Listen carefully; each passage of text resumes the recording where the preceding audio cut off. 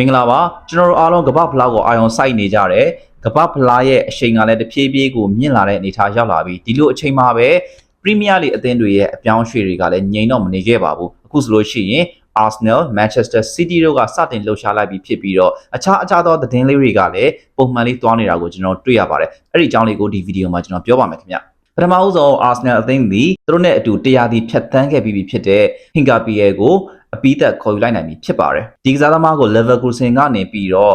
ငါအရင်ခေါ်ယူခဲ့တယ်တရားသည်ဖြတ်သန်းပြီးတဲ့နောက်မှာတော့အပိသက်ခေါ်ယူလိုက်ပြီးပြောင်းရွှေ့ကြေးကတော့ပေါင် 34.5 သန်းလို့ဖော်ပြတယ်တချို့ကလည်း35 သန်းလို့ပဲရေးထားကြပါတယ်ဒါကအရေးကြီးတဲ့ကိစ္စတော့မဟုတ်ပါဘူးသူတို့ခေါ်ယူခဲ့တဲ့ပုံစံကတော့ဟိုးအရင်နှစ်တွေက David Raya ကိုခေါ်ယူခဲ့တဲ့ပုံစံမျိုးပဲ financial အကန့်အသတ်တွေကြားမှာအလုပ်လုပ်လို့ကောင်းအောင်လို့အငှားစာချုပ်နဲ့ဒီနှစ်အရင်ခေါ်တယ်ပြီးတော့မှဒီဘက်နှစ် budget ထဲကနေပြီးတော့မျှဝေသုံးစွဲလိုက်တယ်ပေါ့လေဒီပုံစံတိုင်းပဲပြောရမှာဖြစ်ပါတယ်ဒါကြောင့်မို့လို့ Hincapié နဲ့ပတ်သက်ပြီးတော့သုံးစွဲခဲ့တဲ့ပေါင် 35 သန်းဝန်းကျင်ကတော့ယခုနှစ်ရာသီအင်အားဖြစ်တင်မှုစီးရင်ထဲကနေစတင်ပြီးတော့သုံးစွဲသွားပြီလို့ပြောရမှာဖြစ်ပါတယ်ဒါအပြင် Arsenal အသင်းရဲ့ဒီတောင်ပန်ကစားသမားဖြစ်တဲ့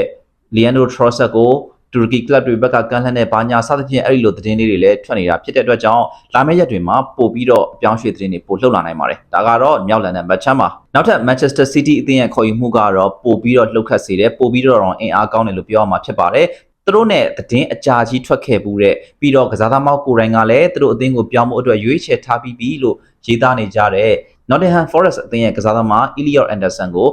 အပိသက်ခေါ်ယူလိုက်နေတာပဲဖြစ်ပါတယ်လောလောဆယ်သိရတဲ့သတင်းတွေအရတော့ပေါင်တန်130လောက်အထိကိုတန်ကြေးရှိတဲ့အနေအထားတရက်နဲ့ခေါ်ယူခဲ့တာဖြစ်တယ်ဒီတော့ကစားသမားတွေကတန်100ဆိုတာမဆန်းတော့တဲ့အနေအထားမှာအခုဆိုလို့ရှိရင်ဘယ်နေ့မှာတန်150ကပုံမှန်ဈေးဖြစ်လာမလဲဆိုတာကိုကျွန်တော်တို့စောင့်ကြည့်ရမယ့်အနေအထားပဲဖြစ်ပါတယ်နှစ်နှစ်စတိုက် Premier League Champion ဆုဖလားကိုလက်လွတ်ထားရတဲ့ City အသင်းအနေနဲ့ကတော့သူတို့ရဲ့ထုံးစံတိုင်းပဲလိုတဲ့နေရာတွေကိုအင်ပြည့်အားပြည့်ဖြည့်တယ်ဆိုတဲ့ပုံစံနဲ့ပဲလာမယ့်ရာသီကိုလည်းဆက်လက်ချီတက်လာမှာဖြစ်ပါတယ်ဆိုတော့ City က Elliot Anderson ကိုဖြစ်တဲ့အင်အားဖြစ်တဲ့မှုကိုကျွန်တော်တို့က major signing တစ်ခုလို့တော့ပြောရမှာဖြစ်ပါတယ်ဒီကစားသမားကို City အသင်းရဲ့ကွင်းလယ်မှာကျွန်တော်တို့အဓိက player တယောက်ဖြစ်မြင်တွေ့ရဖို့ရှိပါတယ်တခြားအသင်းတွေကလည်းဟိုတီလောက်ခတ်မှုတွေရှိပေမဲ့လောလောဆယ်မှာတော့လက်တွေ့ဖြစ်မလာသေးဘူးအထူးသဖြင့် Manchester United နဲ့ West Ham ကစားသမား Matthias van der Sar ဒီအခြေအနေကတော့ရှေ့တိုးနောက်ဆုတ်အနေအထားလေးတွေရှိနေတယ်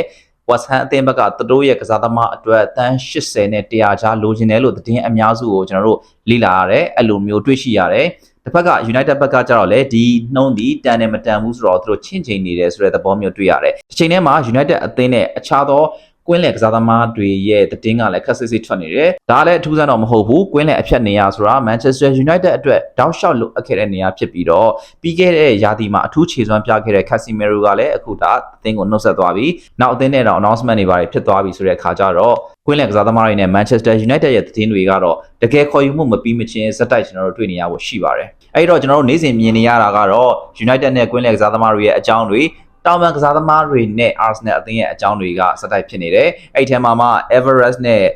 Arsenal Barcelona တို့ရဲ့ကိစ္စတွေကလည်းတော်တော်လေးကိုမပေါ့တဲ့အနေအထားမှာရှိနေပါတယ်ကမ္ဘာဖလားဇက်ရှင်မြင့်လာခြင်းနဲ့အတူတူအပြောင်းရွှေ့ဈေးကွက်ကလည်းစပြီးလှုပ်လာပြီလို့ပြောရမှာဖြစ်ပါတယ် American Sport Media အတွက်တင်ဆက်ခဲ့တာဖြစ်ပါတယ်အားလုံးကိုကျေးဇူးအများကြီးတင်ပါတယ်ခင်ဗျာ